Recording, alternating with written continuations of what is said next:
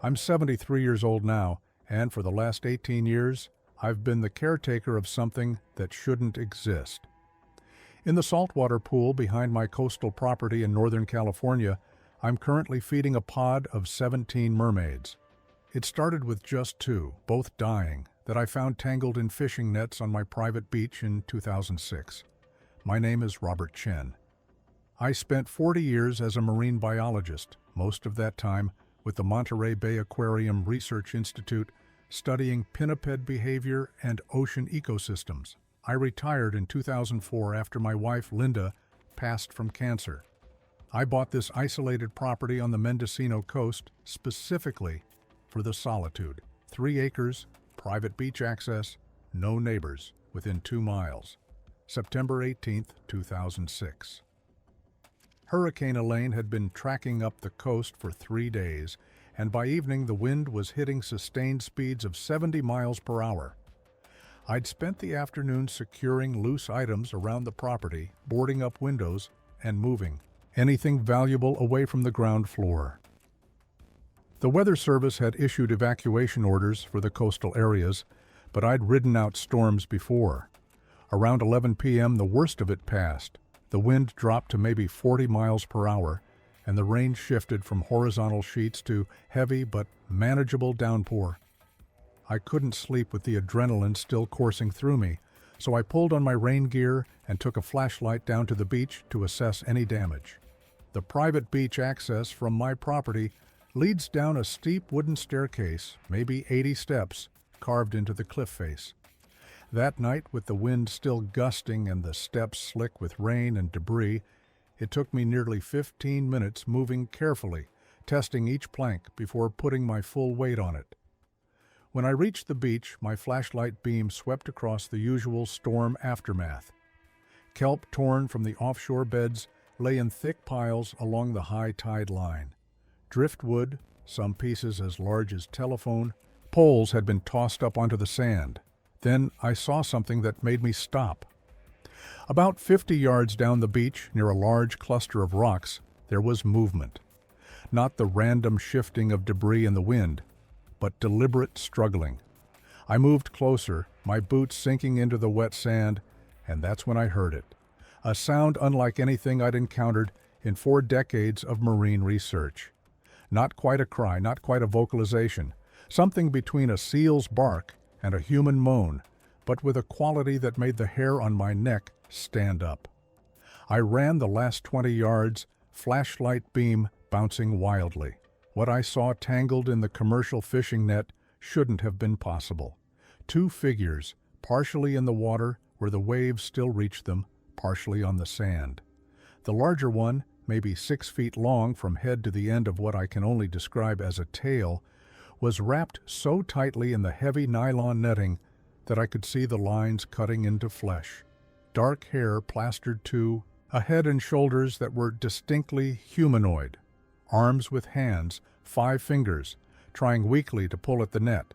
But from the waist down, where legs should have been, there was a powerful tail covered in gray-brown fur, split into 2 distinct flukes, like a seal's hind flippers. The smaller one, perhaps 4.5 feet long, lay partially on top of the larger, also tangled, but less severely. Younger, I thought immediately. The same humanoid upper body, the same seal-like lower half. Both were making that sound, weaker now, a sound that spoke of exhaustion and pain, and something my scientific training had never prepared me to interpret: desperation. I stood there in the rain for maybe 30 seconds, my mind trying to process what I was seeing against everything I knew about marine biology. My first instinct was to look for signs of a hoax. But the smell hit me then. Blood, salt water, the distinctive musk of pinnipeds, and something else I couldn't identify. Real smells, real blood in the water. The larger one turned its head toward my flashlight. The face was wrong for a seal, wrong for a human, something exactly in between. Broader skull than human, but with a prominent nose rather than a seal's flat muzzle. The eyes were huge, adapted for low light conditions, but the expression in them stopped me cold. Not animal awareness, recognition, understanding that I was a human, that I might represent danger, but also something that looked unmistakably like a plea for help. I knelt in the sand beside them. The net was a commercial fishing gill net, the kind that's been banned in California waters for years, but still shows up as ghost gear, drifting through the ocean, continuing to trap and kill long after it's been abandoned. The larger one's breathing was labored. I could see gashes along the torso where the net had cut deep, possibly during hours of struggling. The smaller one was shivering, a sign of hypothermia. They'd been trapped for a long time, maybe, swept here by the storm. I pulled out my pocket knife and started cutting. The smaller one flinched when my hand got close, but the larger one made a sound, lower, almost calming, and the young one went still. They were communicating. It took me 40 minutes to cut them free. The whole time I was thinking about what I should do next. Call someone? But who? I'd spent enough time navigating bureaucracy to know what would happen. These creatures would be taken, studied, probably separated, certainly never released back into the wild once the government knew they existed. When the last strand of net fell away, the larger one pushed the smaller one toward deeper water, but neither could swim properly. The young one managed a few weak movements before stopping. The larger one's tail clearly wasn't functioning correctly. They were going to die here if I left them. I looked back at my house, just barely visible as a light on the cliff above. I thought about Linda, about the pool she'd used during her physical therapy, sitting empty now for 2 years. Then I made a decision that I knew would define whatever years I had left. 2. A desperate decision. Getting them to the house took 3 hours and nearly broke me. The young one weighed maybe 80 pounds, manageable if awkward to carry. The larger one was easily 200 pounds of dense muscle and mass. I couldn't carry her. I had to drag her, using a tarp I'd brought down from the house, pulling her inch by inch up that steep staircase, while she made sounds that told me I was causing pain with every movement. I stopped every 10 steps to rest, my heart hammering, my arms shaking. I was 62 years old, not in bad shape, but certainly not equipped for this kind of physical labor. The young one I'd carried up first, leaving her in the outdoor shower enclosure with a hose running salt water over her. Every time I paused to catch my breath, I wondered if I was making a terrible mistake. By the time I got the larger one to the top of the stairs, it was nearly 3 a.m. My back was screaming. I'd pulled something in my shoulder. My hands were bleeding from where the tarp handles had cut into them. The saltwater pool was 20 feet by 40 feet, 8 feet deep at the far end, originally designed as a lap pool with therapy in mind. The filtration system pulled water directly from the ocean through underground pipes. When Linda died, I'd drained it about halfway, planning to fill it back up eventually. Now it held maybe 4 feet of water. I dragged the larger one to the pool edge first, then slid her in as gently as I could manage. She sank immediately, and for a horrible moment, I thought she'd drowned. Then she surfaced, her upper body breaking the water, gasping, not drowning, breathing air like a seal does through lungs. The young one I carried and lowered more carefully. She disappeared under the water when I released her, and I saw them both swimming weakly, orienting themselves to the space. I flipped on the underwater lights, and in the artificial illumination, I got my first clear look at what I'd brought onto my property. They were mermaids. The scientific part of my brain wanted to catalog them as some undiscovered species of pinniped with unusual skeletal adaptations. But looking at their faces, their hands gripping the pool edge to keep themselves afloat, the way they were clearly examining their surroundings with obvious intelligence, I knew these weren't animals in any conventional sense. The larger one's wounds were more visible now, deep lacerations across her ribs, abraded skin on her shoulders and arms where the net had rubbed for hours. The young one had similar but less severe injuries. Both were emaciated, their ribs visible through skin that should have been covered by a healthy layer of blubber. I went inside and pulled out every piece of marine mammal medical knowledge I had. I'd treated injured seals before during my research years. I gathered supplies: iodine, solution, sterile gauze, tape that would hold in wet conditions, fish antibiotics. I grabbed every piece of frozen fish from my freezer: salmon, mackerel, squid, herring, about 30 pounds. When I returned to the pool, they were floating near the shallow end, watching me. The larger one positioned herself between me and the young one, protective. "I'm not going to hurt you," I said, knowing the words themselves meant nothing, but hoping my tone would carry intent. I sat down on the pool edge and held out a piece of mackerel. Neither moved. I tossed the fish into the water between them. The young one darted forward, grabbed it, and disappeared underwater. When she surfaced, she was chewing, and I realized with a start that they had teeth like humans, not the specialized teeth of fish-eating seals. Flat molars for grinding, incisors for tearing. Over the next hour, I fed them all 30 pounds of fish. They ate like creatures who hadn't had a full meal in a very long time. When the food was gone, I approached with the medical supplies. I knelt at the pool edge and held out the bottle of iodine where they could see it. The larger one swam closer. She pulled herself partially out of the water, her upper body leaning against the pool deck, and turned to show me her wounded side. A deliberate action. She was asking for help. My hands were shaking as I cleaned the wounds. She flinched when the iodine touched raw flesh, making a sharp clicking sound, but she didn't pull away. The young one watched from the center of the pool, making soft, chirping noises. The older one was telling the younger that I could be trusted. I worked for another hour, treating every wound I could reach, applying antibiotic ointment, wrapping the deeper cuts with waterproof bandages.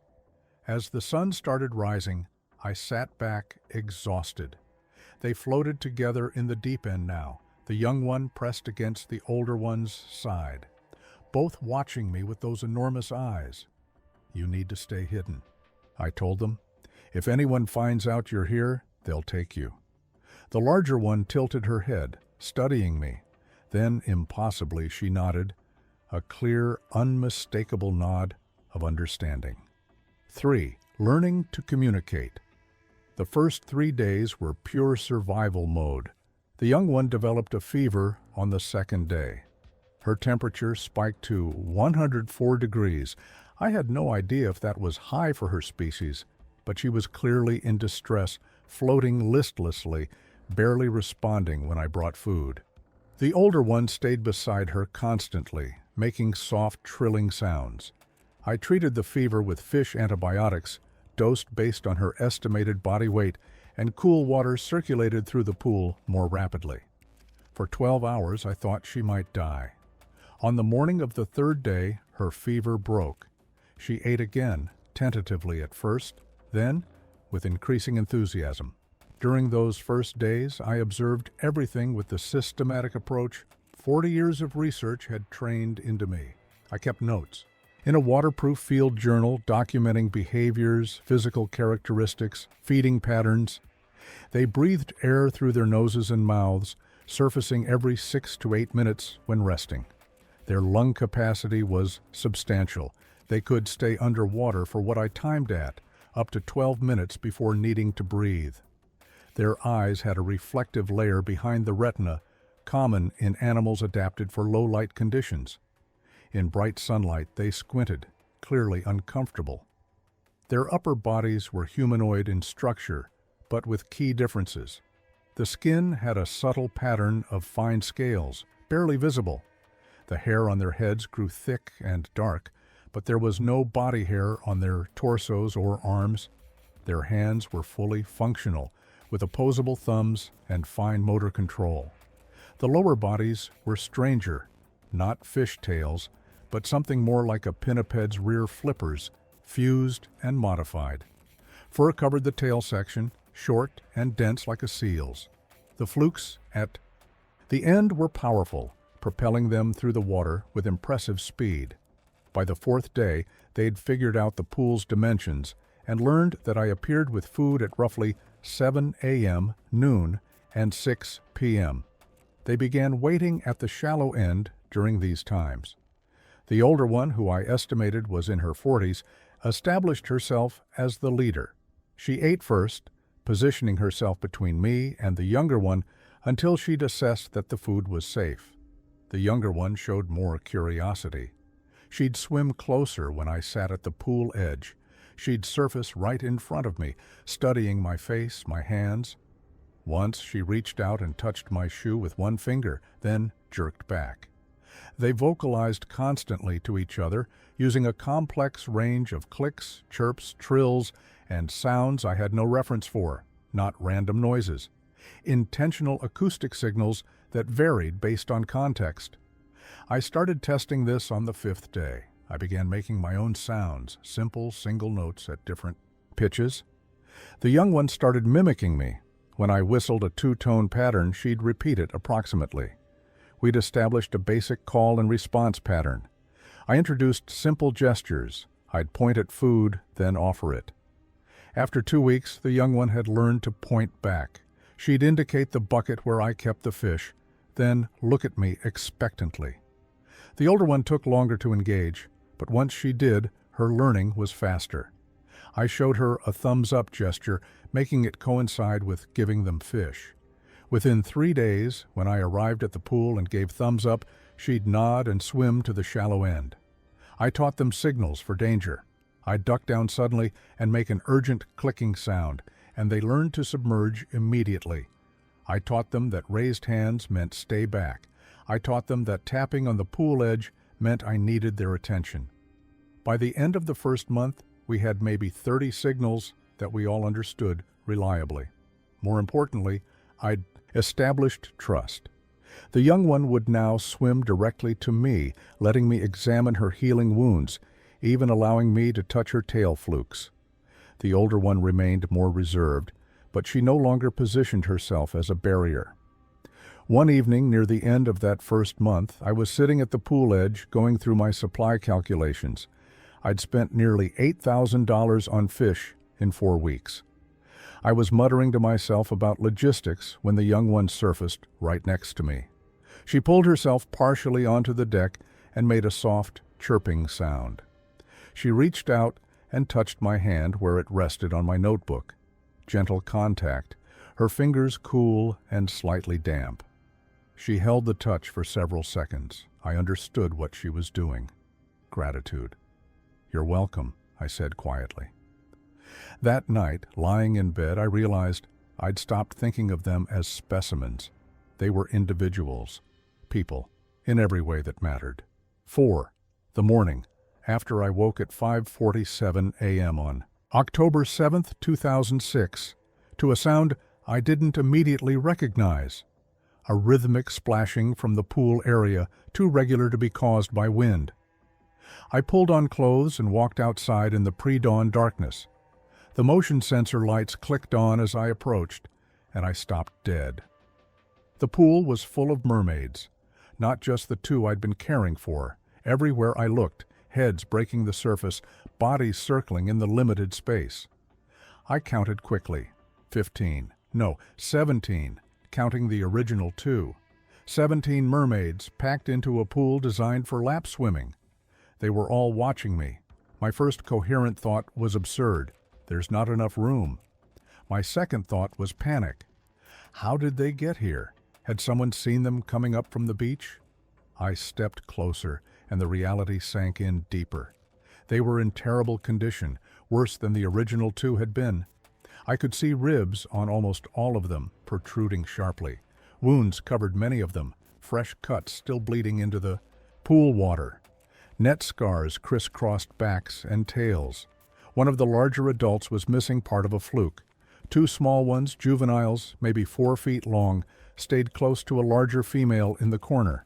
Children. They had brought children here. The older mermaid I'd rescued, the one I'd started thinking of as grandmother, surfaced in the center. She made a sound that seemed to quiet the others. Then she swam to the shallow end and pulled herself partially out of the water. She looked at me, and I saw something I hadn't seen before. Not just trust or gratitude, desperation. She'd brought her family here because she had nowhere else to take them. I sat down heavily on the pool deck. "What have you done?" I looked around at the 17 creatures and started doing calculations I didn't want to do. The original 2 consumed roughly 800 pounds of fish per month. 17 individuals would need somewhere around 4,000 pounds. At retail prices, that was approximately $30,000 per month. The pool was barely adequate for 2 mermaids. For 17, it was critically inadequate. They couldn't all dive deep simultaneously. I could already see stress behaviors, rapid breathing at the surface, smaller ones clustering defensively, adults positioning territorially. I walked around the pool perimeter, looking at each of them, adults of varying ages, 4 juveniles, 2 small children clinging to what I assumed were their mothers. 1 adult male, larger than most at probably 7 feet, had a face covered in scars, old wounds that had healed badly, including what looked like a gash across one eye that had probably blinded it. He floated apart from the others, his breathing labored. He was likely dying. Another female had what appeared to be an infected wound on her back. The flesh was swollen, discolored. I could smell the infection from 6 feet away. She needed antibiotics, wound cleaning, possibly surgical drainage. The 2 children watched me with eyes that seemed too large for their faces. They made small, whimpering sounds, and their mothers responded with soothing clicks. I looked at grandmother. "I can't do this. This is too many. The space, the food, the risk." She made a sound I'd learned meant wait, then dove underwater. When she surfaced, she was holding something in her mouth. She lifted it carefully above the water. It was a piece of net tangled with kelp and a dead fish trapped in the mesh, partially decomposed. She held it toward me, then made a gesture toward the ocean. She dove again, brought up a plastic bag. She turned it to show me. More dead fish, small ones, their bodies contorted. A third dive. A piece of wood, charred black. She held it to her nose, then made a gesture, like pushing it away. I started understanding. The ocean, the nets, dead fish, something wrong with the water. She was trying to explain why they'd come here, why they were starving, why an entire pod had appeared at my property. I spent the next hour observing. They were organized despite the cramped conditions. The stronger adults positioned themselves at the edges, creating a protective barrier around the weaker individuals and children. They took turns surfacing, coordinating movements to avoid collision. This was family structure, social organization. They'd survived something catastrophic and had made collective decisions about where to seek refuge. I thought about Linda near the end. When the doctors gave us the final timeline, she'd said, "When it matters, you do what needs to be done, even when it's hard." I looked at the 17 mermaids, at the children who had no choice in any of this, at grandmother waiting for my response. "Okay," I said, "we figure this out." 5. The impossible task. The first problem was immediate. They were starving right now. I had maybe 40 pounds of frozen fish in my freezer and another 30 pounds planned for the original 2. 70 pounds total for 17 creatures who probably needed at least 100 pounds today alone. I went inside and pulled out every piece of food that might be suitable. The fish, frozen squid, shrimp that was probably borderline expired, 3 cans of mackerel, even a half-full bag of brown rice, thinking omnivorous dentition might mean they could process carbohydrates. I hauled everything to the pool. The pod watched with clear anticipation, but when I threw the first fish in, 3 adults and 1 juvenile all lunged for it simultaneously, colliding mid-water. The fish was torn apart in the scramble. This wasn't going to work. I needed a system. I made a sharp whistle, the signal I'd taught the original 2 that meant attention. Most of the pod stopped and looked at me. They were observant, learning already. I held up one hand in the wait gesture, then deliberately placed a single fish on the pool deck and pointed at the scarred male who'd been floating apart, clearly the weakest. Grandmother, understood immediately. She made a complex vocalization, and the others backed away, creating space. I tossed the fish to the scarred male. I repeated this for the next hour, feeding the weakest first, then juveniles, then stronger adults. Grandmother enforced the order when necessary, physically blocking more aggressive individuals. They were capable of understanding fairness, of waiting, of putting group survival above immediate individual need. When the food was gone, they'd consumed all 70 pounds. It wasn't nearly enough, but it would have to do until I could get more. I went inside and started making phone calls. First to a commercial fishing supplier I'd used occasionally for research. Yes, they could deliver large quantities. When I told them I needed 400 pounds per week, every week, there was a long pause. That's a lot of fish, Dr. Chen. What exactly are you doing with that volume? Marine rehabilitation project, I said. I'm working with some rescued pinnipeds. The funding came through recently. Another pause. 400 pounds a week? How many animals? I can't discuss the details, research protocols, but I can pay premium pricing for discretion and reliable delivery. Money smoothed the conversation. We agreed on delivery, 200 pounds every Thursday morning, 200 pounds every Monday, $32,000 per month, paid quarterly in advance.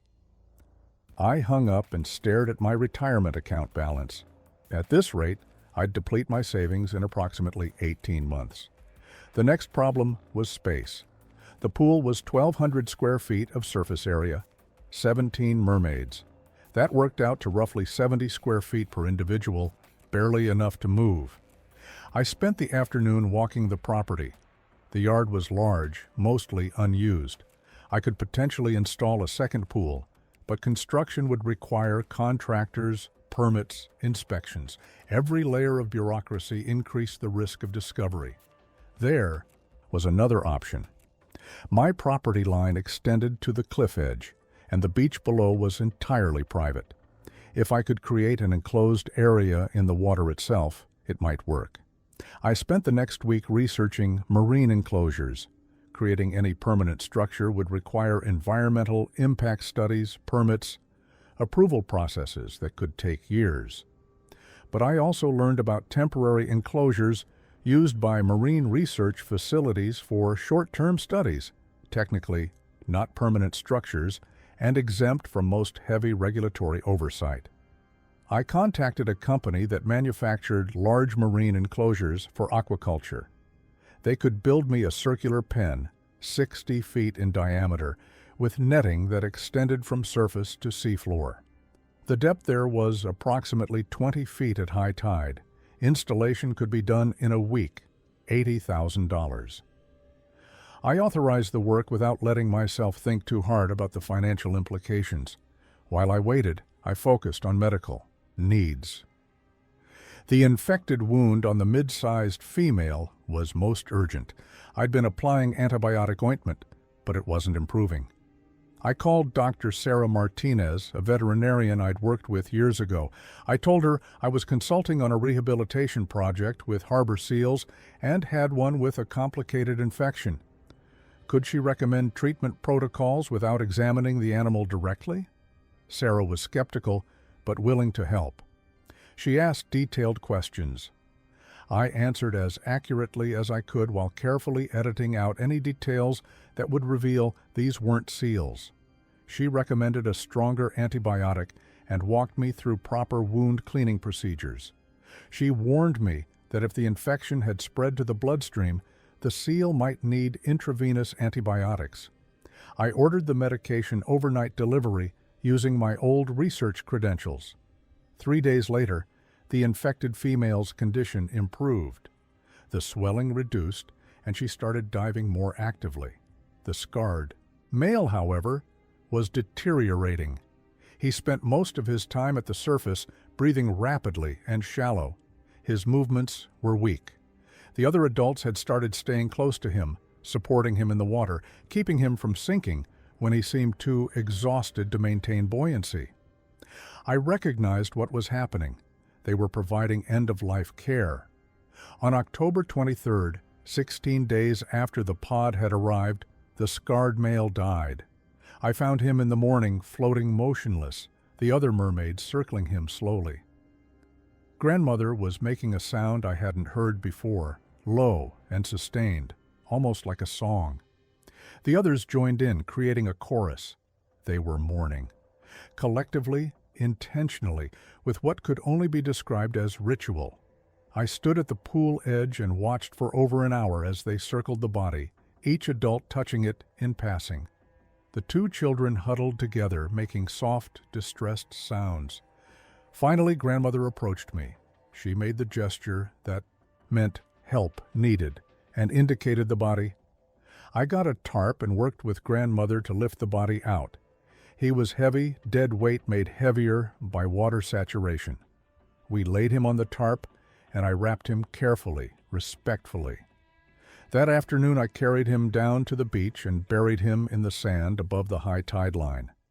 I marked the spot with a piece of driftwood. When I returned to the pool, the pod had settled into a quieter state. The mourning sounds had stopped, but there was a stillness to them that spoke of grief. 17 had become 16, and I realized this would likely not be the last death I'd witness. That night I sat in my office and updated my journal. I added a new section, pod members, with individual descriptions. Grandmother, oldest female, approximately 60 years old, clear leader, gray threading through hair, scarring on left shoulder. Scarred male, deceased, October 23, 2006. Extensive injuries suggested long history of boat strikes. Young, female, first rescued, approximately 16, 17 years old, curious and most willing to engage. I went through all 16 survivors, giving each a description, creating a record of who they were as individuals. They weren't specimens anymore. They were people I was responsible for, and I had no idea if I could keep them alive long enough to figure out what came next. 6. What they showed me. The marine enclosure was completed on November 3, 2006. The installation crew worked for 3 days, drilling anchor points into the bedrock, stretching heavy-duty netting 60 feet across. I told them it was for kelp growth study. They didn't ask many questions. The check cleared, and they left. Moving the pod took most of a day. One by one, I helped them slide down the cliff stairs on wetted tarps into the protected water. Grandmother was the last to go.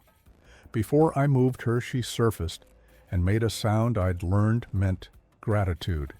Then she touched my arm, her hand resting there for several seconds. When all 16 were in the ocean enclosure, the change was immediate.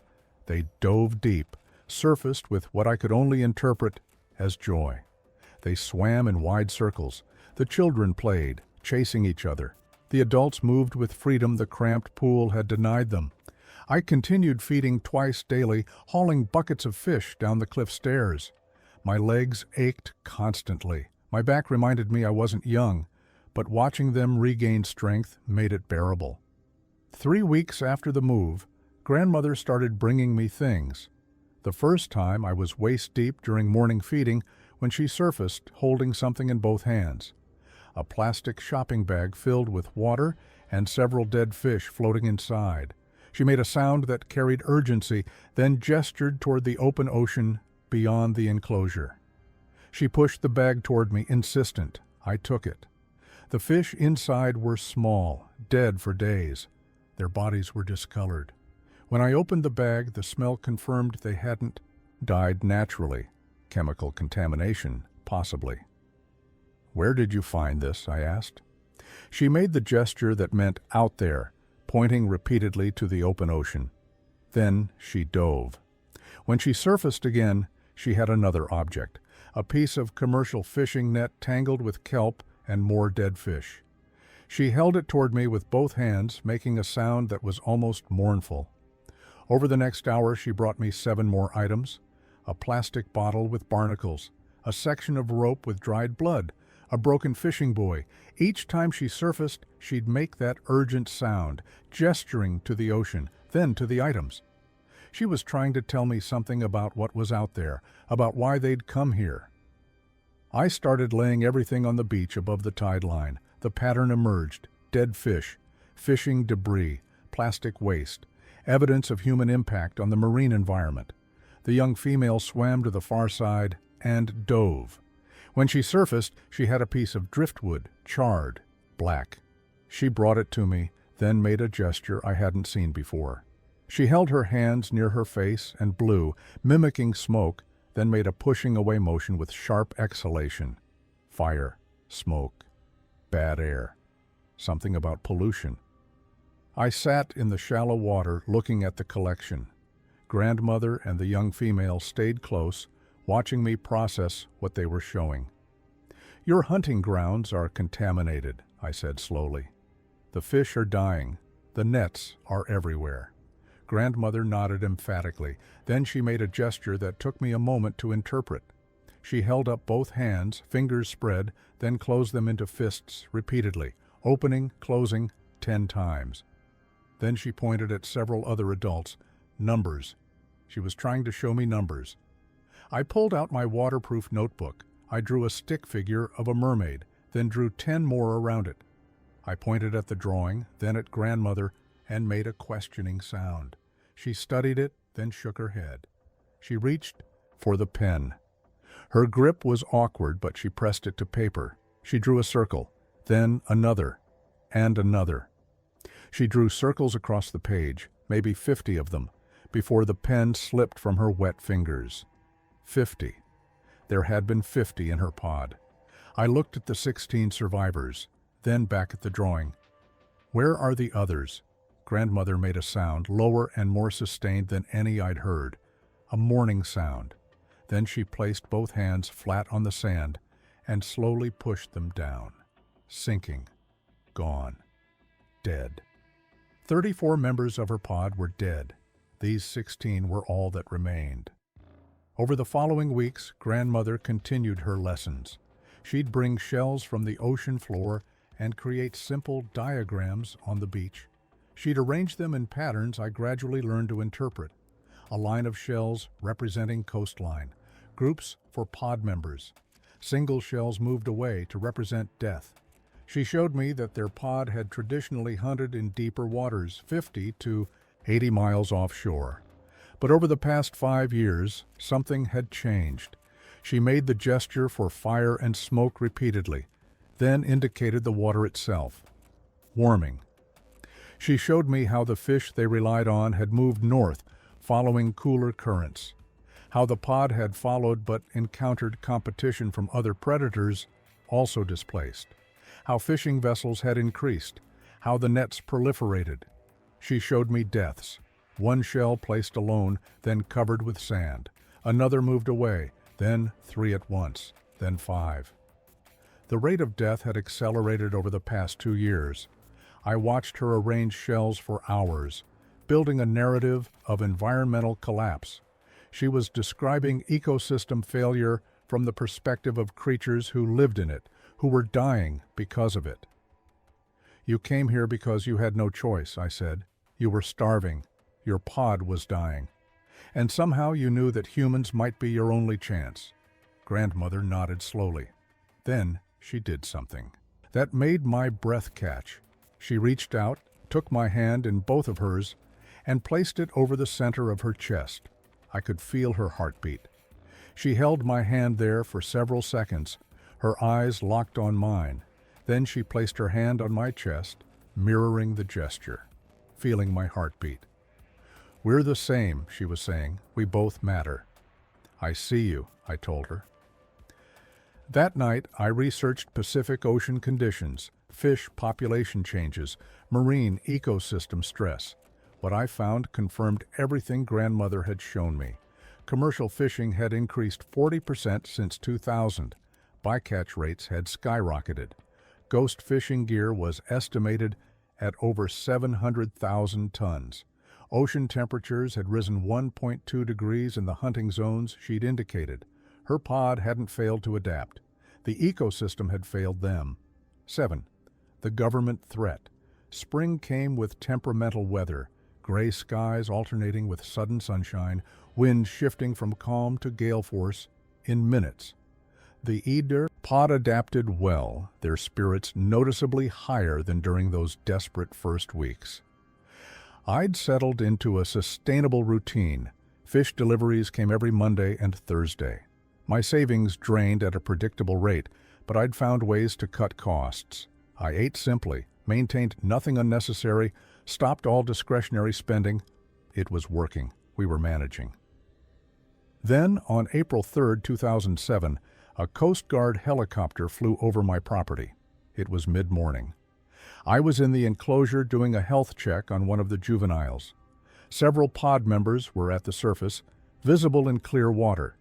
The distinctive sound of rotor blades made me look up just as the helicopter passed overhead, low enough that I could see the Coast Guard markings clearly, low enough that they could see shapes in the water that were too large and oddly formed to be seals. I made the danger signal immediately. The pod responded instantly, all 16 disappearing into deeper water. I watched the helicopter continue, north along the coastline, then bank and circle back. They were definitely looking at something. The helicopter made 3 passes, each time circling lower. On the third pass, I waved, trying to appear like nothing more than an eccentric old man doing marine research. The helicopter's side door was open, and I could see someone with binoculars trained on the enclosure. Then they flew on, heading south. I stood in the water for another 10 minutes after the sound faded, my heart hammering. Official attention, questions, potential investigation. Grandmother surfaced, making an urgent questioning sound. I could see fear in her eyes. I don't know, I told her honestly. Maybe they were just doing routine surveillance. Maybe they won't come back. 3 days later, 2 federal wildlife officers appeared at my front gate.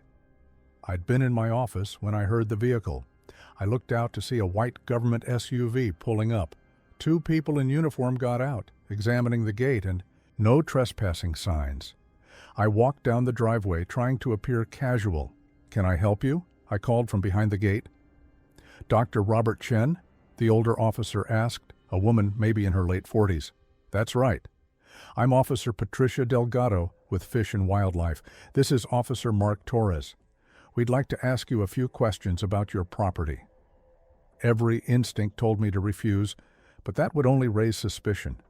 "Sure," I said, unlocking the gate. "What's this about?" We walked up to the house. I deliberately led them to the front porch, away from the side where the cliff stairs led down. "We received a report about unusual water usage at this address," Officer Delgado said, pulling out a tablet. "Your saltwater intake system has been drawing significantly higher volumes over the past 6 months. We're conducting routine inspections to ensure compliance with environmental regulations." They'd been monitoring water usage. The ocean enclosure required constant circulation. "I've been running some experiments," I said. "Nothing requiring permits, just personal research on kelp propagation. I'm a retired marine biologist." "Kelp propagation," Officer Torres repeated, skeptical. "That would require what volume?" "Maintaining proper flow rates for nutrient delivery. Kelp needs constant access to fresh seawater." Officer Delgado made notes. "We'd like to inspect your marine systems. Would that be all right?" "Of course," I said, because refusing would be worse. I led them to the pool, which I'd drained to minimal levels after moving the pod. The filtration equipment was in a small shed nearby.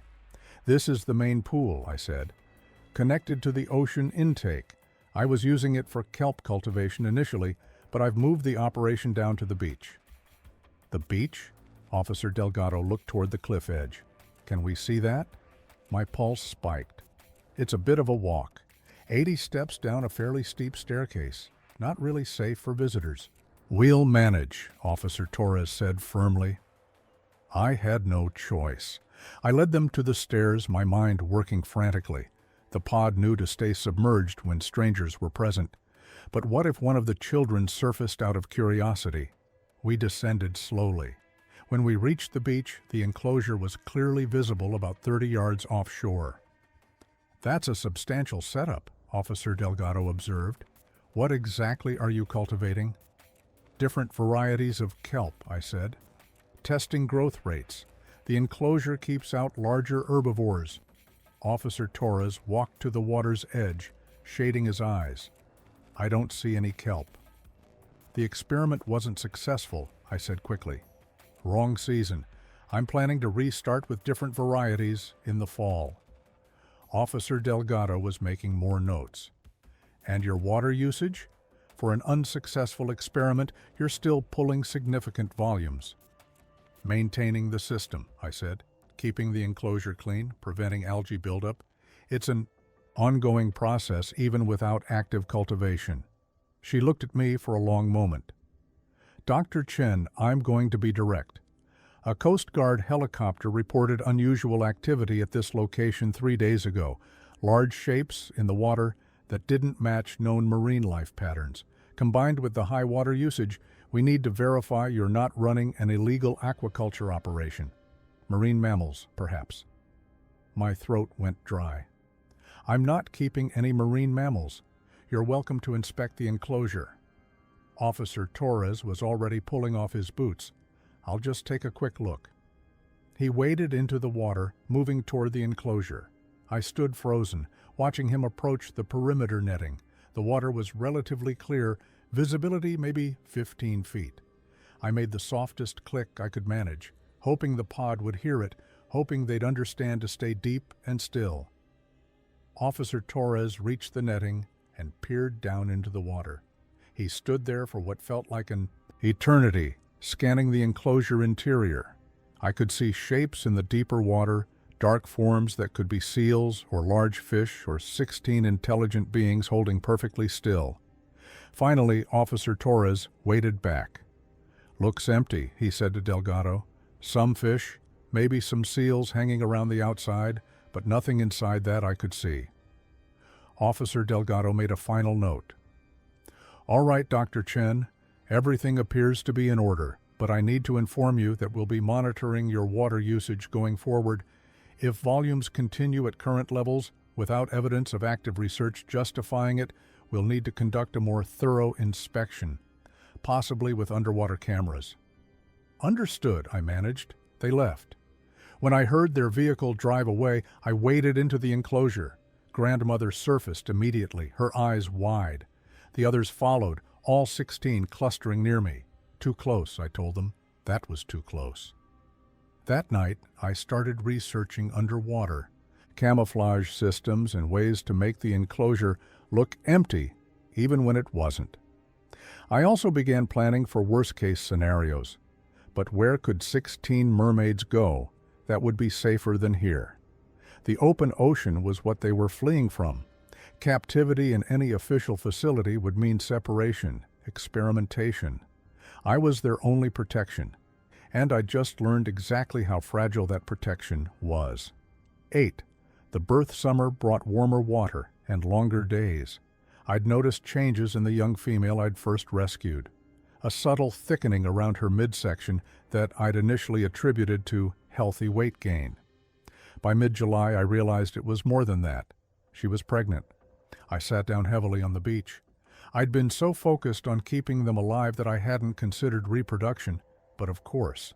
They were living beings with normal biological drives. I had no idea how to assist with a mermaid birth. I didn't know their gestation period, their delivery process, what complications might arise. I started observing more carefully. The young female, who I'd started calling Marina in my notes, moved differently now, more deliberately, less playful. The other females, particularly grandmother and 2 middle-aged adults, stayed close to her. Protective positioning. Over the next month, the pod adjusted their behavior around Marina. They created space for her during feeding, ensuring she got priority. They swam alongside her, supporting her when she seemed tired. The juveniles were kept at a distance, prevented from playing too roughly near her. It was collective prenatal care. The entire pod understood and had organized themselves to protect the pregnant female. I researched everything about pinniped reproduction, cetacean births, any marine mammal information that might translate. Most gave birth relatively quickly. The the newborn emerging and swimming immediately. But mermaids weren't purely marine mammals. By early August, Marina's movements had slowed significantly. She spent most of her time floating at the surface, breathing deeply. I could see her abdomen contracting occasionally. I prepared the best I could: medical supplies, sterilized equipment, pain medication based on dosage calculations. I had no idea if any of it would be useful. On August 14, 2007, just after midnight, I woke to sounds from the beach. Not distress calls, but something else. A complex pattern of vocalizations. I grabbed my flashlight, my medical bag, and ran down the stairs. The pod was active, circling patterns illuminated by bioluminescent plankton, their movements stirred up. In the center, Marina floated surrounded by grandmother and 3 other adult females. She was in labor. I waded in immediately. The females made space but maintained protective positions. Marina looked at me with eyes that showed pain and fear and trust. Grandmother made a sound that meant wait or watch. She positioned herself at Marina's head, supporting her, keeping her face above water. The other females spread around Marina's body, their hands on her abdomen, her back, her tail. They were midwives. They knew what to do. I stayed close but didn't interfere. This was their process. Marina's contractions intensified. I could see her entire body tensing. She made sounds that were clearly pain, but controlled, not panicked. The adult females responded with their own vocalizations, coordinated sounds that seemed to encourage her, guide her breathing. The labor lasted 4 hours. 4 hours of watching Marina work through pain while her pod supported her with physical contact and constant vocal encouragement. As dawn began lightening the sky, Marina's contractions changed, faster, more intense. The female shifted position, 2 moving to her lower body. Grandmother kept Marina's head elevated. Then I saw it, a small form emerging, tail first. One of the females caught it, brought it quickly to the surface. A tiny mermaid, maybe 14 inches long, with gray-pink skin and a small tail that kicked weakly. The newborn took its first breath and immediately started crying. A sound remarkably human, a baby's wail. Marina reached for her infant, and the females placed it in her arms. She held it against her chest, and the crying quieted. The newborn nuzzled against her, instinctively seeking to nurse. Grandmother looked at me and made a sound that was unmistakably joyful. The other females took up the call, and soon the entire pod was vocalizing a celebration of new life. The juveniles swam close to see the infant, touching it gently. The adult males moved closer, adding their voices. Marina looked exhausted but content. She kept the infant close, adjusting it to nurse properly. The newborn latched on and began feeding. I backed away slowly, giving them space. I climbed out and sat on the beach, watching the pod celebrate while the sun rose. I'd been protecting 16 mermaids. Now there were 17. A new generation, born in captivity because the ocean wasn't safe for them anymore. I thought about Marina, pregnant when I'd found her dying in that fishing net. If I'd left her that night, both she and her unborn child would have died. But it also meant my responsibilities had just increased. An infant would need specialized care, more food for Marina to support nursing, protection from any threat. Over the following weeks, I watched the pod integrate the newborn. Marina was never alone with the infant. Always 1 or 2 adults stayed within reach. The infant grew rapidly, doubling in size within the first month. Its tail strengthened, and it began swimming short distances. The juveniles appointed themselves as entertainers, playing games that made the infant vocalize with sounds that were unmistakably baby laughter. In September, I noticed something else. Another female showing signs of early pregnancy, then a third. The pod was rebuilding its numbers, which meant my long-term planning needed to account for population growth, more mouths to feed, more space required, more risk of discovery. I looked at the photo I'd taken of Marina holding her newborn on the day of birth. The infant was looking directly at the camera, its eyes already showing awareness. I still didn't have answers, but I knew I'd keep searching for them, keep fighting to give these 17 mermaids every chance at survival. Because now there was a child involved, and children deserved futures, regardless of what species they were born into. 9. Learning their history. The autumn of 2007 brought increased interaction between grandmother and me, as she seemed determined to teach me everything about her species. She'd started using the underwater speakers I'd installed, creating complex sound patterns that I recorded and analyzed. We'd progressed beyond simple gestures and basic signals. Now we could exchange more complex concepts. She'd combine vocalizations with physical demonstrations, with drawings in the sand, with arrangements of shells and stones. One afternoon in late October, she called me down to the beach with a specific vocalization that meant teaching session. When I waded into the enclosure, she was waiting with a collection of objects from the ocean floor. Shells of different species, bits of coral, pieces of sea glass, and several stones of varying sizes arranged in a line on a flat rock. She pointed at the largest stone, then made a vocalization that meant old or beginning. Then she touched her own chest. Her people. The stone represented her species. She picked up the stone and placed it in the center of the rock. Then she arranged the shells and coral around it in a circle. She pointed at each shell, making different sounds. Other species, other creatures, all arranged around the central stone in equilibrium. She held her hands level, moving them in a balanced motion. Everything in harmony. Then she picked up the piece of sea glass. She held it up, catching the light, and made a sound that meant human. She placed the glass at the edge of the rock, separate from the circle. At first, she made the balanced gesture again, human separate, but not affecting the circle, coexisting, but apart. Then she began moving the glass closer, slowly at first, then faster. She pushed it into the circle of shells and coral. She made a crashing sound and swept several shells off the rock with the glass. She picked up more pieces of glass, adding them to the first, pushing them through the circle. More shells fell, more coral scattered. The balance broke. Finally, she picked up the central stone and held it surrounded by the pieces of glass. She made a soft, mournful sound. Then she deliberately dropped the stone. It landed in the shallow water with a splash. The demonstration was clear. Her people had coexisted with humans for a long time, separate but in balance. Then human activity increased, invaded their space, disrupted the ecosystem. And now her people were falling. "How long?" I asked. "How long have your people existed?" She seemed to recognize my tone as curiosity. She dove and came back with a large piece of driftwood.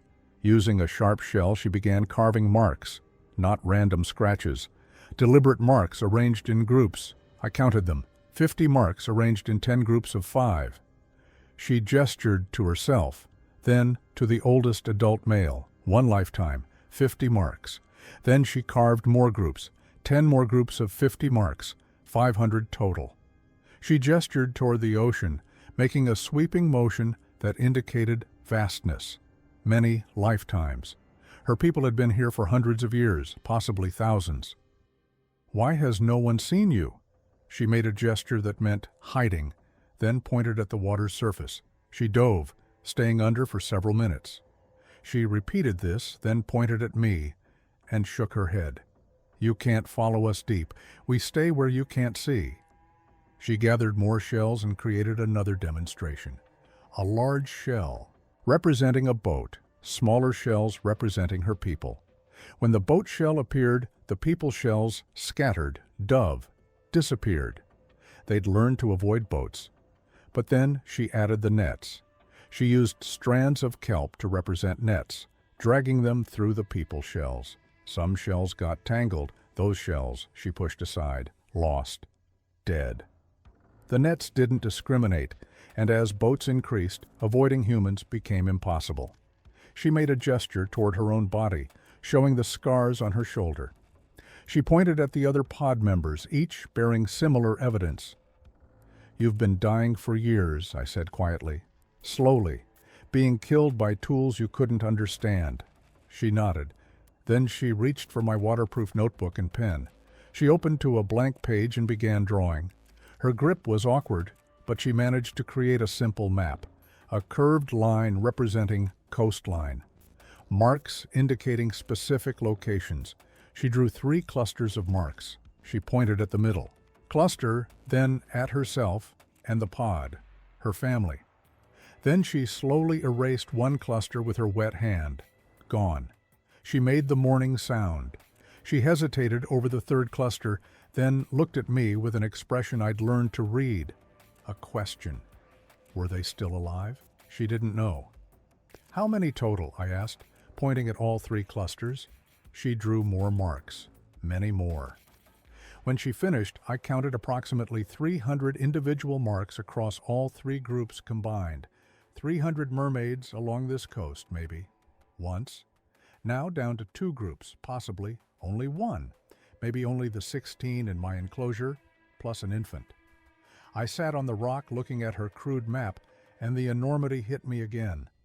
I was documenting the extinction of an intelligent species, not through dramatic catastrophe, but through slow attrition, death by bycatch, death by contamination, death by habitat loss. "We didn't know," I said, though the excuse felt hollow. Grandmother made a sound that might have been acknowledgement or resignation. Then she picked up the stone that represented her people from where it had fallen in the shallow water. She held it for a moment, then placed it carefully in my hand. She was entrusting me with it, with them, with their survival. Over the following weeks, she continued these teaching sessions. She showed me fragments of what I could only call their culture, songs that she sang, complicated vocalizations that the other adults recognized and joined. Different songs for different occasions, celebration songs, mourning songs, teaching songs for children. She demonstrated their tool use. She'd bring up rocks they'd shaped for specific purposes, shells used as scraping tools, techniques for opening certain types of shellfish. She showed me their knowledge of the ocean. She'd bring up specific types of algae and demonstrate which ones were edible, which ones medicinal, which ones toxic. She knew more about marine biology in her territory than I'd learned in 40 years of formal study. Most remarkably, she showed me their burial practices. She took me to a spot outside the enclosure, about 40 yards offshore, where the ocean floor dropped away sharply. She dove and returned with a smooth stone, one of dozens I could see arranged in a pattern on the sandy bottom. Each stone marked a body. Her people didn't leave their dead to drift. I dove with scuba gear and found nearly 100 marked sites. 100 mermaids buried here over how many years? This was a cemetery maintained by an intelligent species. That evening I wrote in my journal, "They're not just intelligent. They're people with history, culture, traditions, and grief. They're people who are being erased from existence because we never look closely enough to see them. And I'm the only human who knows." 10. Why I'm speaking now. It's been 18 years since I found those first 2 mermaids dying on my beach. 18 years of feeding them, protecting them, learning from them. The pod has changed. Marina's infant, who I named Hope in my private notes, is now 17. 3 more infants were born. 2 survived, 1 didn't. We buried her with the others. The pod currently numbers 19. Grandmother died 4 years ago, peacefully in her sleep. Her passing was mourned for days. Marina has taken her place as matriarch. But 2 weeks ago, I discovered something that changed everything. Marina had a wound that wasn't healing. I examined it and found a mass beneath the skin, cancer almost certainly. Without proper medical treatment, she'll die within the year. She knows. I can see it in her eyes. And she's afraid. Not for herself, but for the pod, for her daughter Hope, for the 2 young children who still depend on adult guidance. And then, 3 days after Marina's diagnosis, the young female I'd first rescued died. She developed what appeared to be a respiratory infection. Her immune system failed rapidly, suggesting underlying damage from her time starving before I found her. She was only 34. The pod grieved. I grieved, and I realized that I'm watching them die despite my best efforts. They're surviving, but not thriving. I'm 73 years old now. My health is declining. I have arthritis that makes the stairs increasingly difficult. I have heart disease that requires monitoring. I could have another 20 years or 20 months. What I do know is that when I die, these 19 mermaids will have no one. My property will pass to a distant nephew I haven't seen in 15 years. He'll discover them, and what then? I can't risk it. For 18 years, I've kept this secret because I believed exposure meant their destruction. I still believe that, mostly.